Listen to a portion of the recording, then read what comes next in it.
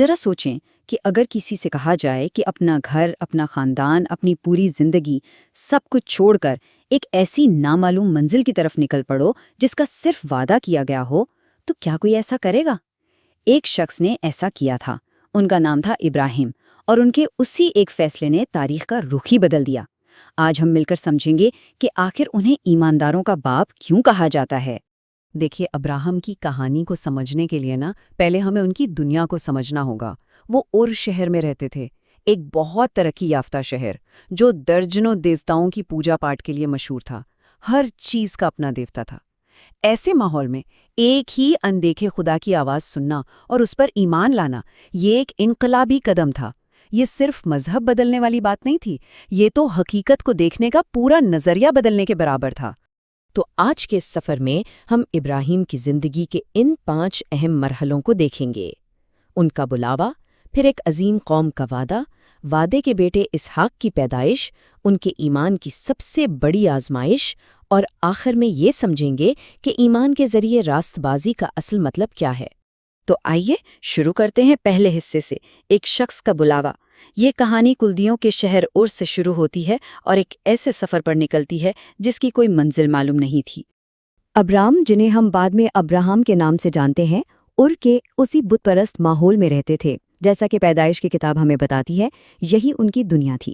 پھر اعمال کی کتاب کے مطابق خدا نے ان سے براہ راست بات کی اور ایک ایسا حکم دیا جو سب کچھ بدل دینے والا تھا۔ اپنا ملک اور اپنے رشتہ دار چھوڑ دے اور اس سرزمین کی طرف جا جو میں تجھے دکھاؤں گا۔ یہ صرف ایک جگہ سے دوسری جگہ جانا نہیں تھا، یہ تو اپنی پوری پہچان کو پیچھے چھوڑنے جیسا تھا، اور اس کے لیے غیر معمولی اطاعت کی ضرورت تھی۔ اور اب آتا ہے دوسرا حصہ، ایک عظیم قوم کا وعدہ۔ ابراہیم نے اطاعت کی اور کنعان کے سفر پر خدا نے ان سے وہ وعدے کیے جو آج بھی دنیا پر گہرا اثر رکھتے ہیں۔ پیدائش باب 12 میں خدا کا وعدہ 3 حصوں پر مشتمل تھا: ایک عظیم قوم، ایک بڑا نام، اور سب سے اہم یہ کہ تیرے وسیلے سے زمین کے سب گھرانے برکت پائیں گے۔ یہ صرف ابراہیم کے لیے نہیں تھا، یہ ایک ایسا منصوبہ تھا جس کا اثر پوری انسانیت پر ہونا تھا، اور ابراہیم اس منصوبے کے مرکز میں تھے۔ کئی سال گزر گئے اور ابراہیم ابھی تک بے اولاد تھے۔ تب خدا نے انہیں باہر بلایا اور کہا، آسمان کی طرف دیکھ کے ستاروں کو گننے کی کوشش کر، تیری نسل اتنی ہی بڑی ہوگی۔ پیدائش باب 15 کا یہ لمحہ بہت گہرا ہے۔ ایک بوڑھا شخص جس کا کوئی وارث نہیں، اسے ایک ایسی نسل کا وعدہ دیا جا رہا ہے جو آسمان کے ستاروں کی طرح بے شمار ہو۔ اس پر یقین کرنا انسانی منطق سے بالکل باہر تھا۔ تیسرا حصہ، وعدے کا بیٹا اسحاق، اور پھر کئی دہائیوں کے انتظار کے بعد وہ ہوا جو انسانی طور پر ناممکن سمجھا جاتا تھا۔ وعدے کے انتظار میں ابراہیم اور سارہ نے انسانی تدبیر سے کام لیا، جس کے نتیجے میں اسماعیل پیدا ہوئے۔ وہ ابراہیم کا بیٹا تھا، لیکن وہ وعدے کا بیٹا نہیں تھا۔ خدا کا منصوبہ کچھ اور تھا۔ پیدائش باب 21 کے مطابق خدا نے اپنا وعدہ سارہ کے ذریعے پورا کیا اور اسحاق پیدا ہوا۔ اسحاق کی پیدائش صرف ایک بچے کی پیدائش نہیں تھی، یہ اس بات کا جیتا جاگتا ثبوت تھا کہ خدا اپنے وعدے انسانی کمزوریوں کے باوجود پورے کرتا ہے۔ پیدائش 21:5 ہمیں بتاتا ہے کہ ابراہیم کی عمر 100 سال تھی جب اسحاق پیدا ہوا۔ 100 سال! یہ صرف ایک تفصیل نہیں ہے، یہ اس بات کا اعلان ہے کہ یہ بچہ فطرت کے قوانین کا نہیں بلکہ خدا کی معجزاتی قدرت کا نتیجہ تھا۔ یہ وعدہ انسان کے ذریعے نہیں بلکہ خدا کے ذریعے پورا ہوا۔ اور اب کہانی اپنے عروج پر پہنچتی ہے، ایک ایسی آزمائش جو ابراہیم کے ایمان کو اس کی آخری حد تک پرکھنے والی تھی۔ پیدائش باب 22 میں ابراہیم کو وہ حکم ملا جو ناقابل فہم تھا، اپنے پیارے بیٹے اسحاق کو، جس کے لیے اس نے 1 صدی انتظار کیا تھا، قربان کر دو۔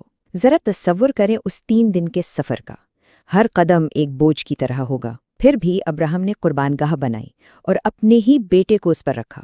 عین اس لمحے جب اس نے چھری اٹھائی، خدا کی آواز نے اسے روکا اور ایک مینڈھا مہیا کیا گیا۔ یہ صرف اطاعت نہیں تھی، یہ اس بات پر مکمل بھروسہ تھا کہ خدا اپنے وعدے کو یہاں تک کہ موت کے سامنے بھی پورا کر سکتا ہے۔ کوئی شخص ایسا کیسے کر سکتا ہے؟ عبرانیوں کی کتاب کا باب 11 اس کی وضاحت کرتا ہے۔ ابراہیم کو یقین تھا کہ اگر وہ اسحاق کو قربان کر بھی دے تو خدا اسے مردوں میں سے زندہ کرنے پر قادر ہے۔ اس کا ایمان اتنا مضبوط تھا کہ وہ موت سے بھی آگے دیکھ سکتا تھا۔ اسی لیے کہا جاتا ہے کہ علامتی طور پر اس نے اسحاق کو موت کے منہ سے ہی واپس پایا۔ تو ابراہم کی کہانی کا مسیحی الہیات میں کیا مقام ہے؟ ان کی زندگی ایک روحانی باپ کی میراث کیوں سمجھی جاتی ہے؟ اس کا جواب ایک لفظ میں ہے، راست بازی۔ رومیوں کی کتاب کے مطابق راست بازی کا مطلب ہے خدا کی نظر میں قبولیت پانا، لیکن یہ قبولیت اچھے کاموں کی بنیاد پر نہیں بلکہ صرف اور صرف ایمان کی بنیاد پر ملتی ہے۔ ابراہم کی پوری زندگی اسی سچائی کا عملی نمونہ ہے۔ اس کو یوں سمجھتے ہیں جیسے گھر ایک مضبوط بنیاد پر کھڑا ہوتا ہے نا، بالکل اسی طرح ابراہم کی اطاعت کی پوری زندگی اس کے ایمان کی مضبوط بنیاد پر تعمیر ہوئی تھی۔ اس کا ایمان پہلے آیا اور اس کے اعمال اسی ایمان کا نتیجہ تھے۔ نئے عہد نامے میں ابراہم کا ذکر بار بار آتا ہے اور ہر بار اسی ایک نقطے پر زور دیا جاتا ہے۔ رومیو کی کتاب بتاتی ہے کہ اس کا ایمان اسے راست باز ٹھہرانے کا سبب بنا۔ گلاتیوں کی کتاب ہمیں اس کے روحانی فرزند قرار دیتی ہے، یہاں تک کہ یسوع خود اپنی آمد کو ابراہم کی میراث سے جوڑتے ہیں۔ وہ صرف ایک تاریخی شخصیت نہیں بلکہ ایمان کی ایک لازوال مثال ہیں۔ ابراہیم کی کہانی ہمیں سکھاتی ہے کہ سچا ایمان صرف مان لینا نہیں بلکہ بھروسہ کرنا اور عمل کرنا ہے۔ یہ ناممکن حالات میں خدا کے وعدوں پر قائم رہنا ہے۔ تو سوال یہ پیدا ہوتا ہے، ابراہیم کی زندگی کا کون سا پہلو ار کو چھوڑنے کی ہمت، ستاروں کے وعدے پر صبر یا موریا پر مکمل سپردگی آج ایک ایمان کے سفر میں سب سے زیادہ متاثر کرتا ہے؟